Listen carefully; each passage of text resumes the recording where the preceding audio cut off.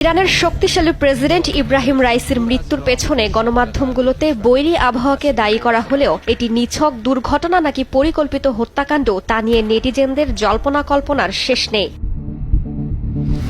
অনেকেই এ ঘটনার নেপথ্যে দেখছেন যুক্তরাষ্ট্রের হাত। ইব্রাহিম রাইসি যে হেলিকপ্টারে ছিলেন সেটি ছিল মার্কিন হেলিকপ্টার বেল 212 মডেলের। মার্কিন এই হেলিকপ্টারের দুর্বলতা নিয়েও সামাজিক যোগাযোগ মাধ্যমে উঠেছে প্রশ্ন। তেহরান কি এই দুর্বলতা সম্পর্কে কিছুই জানত না? এমন প্রশ্ন ঘুরপাক খাচ্ছে। তবে 1979 সালে ইসলামী বিপ্লবের পর ইরানের কাছে এমন কোনো হেলিকপ্টার যুক্তরাষ্ট্র বিক্রি করেনি এমন তথ্য উঠে এসেছে গণমাধ্যমে।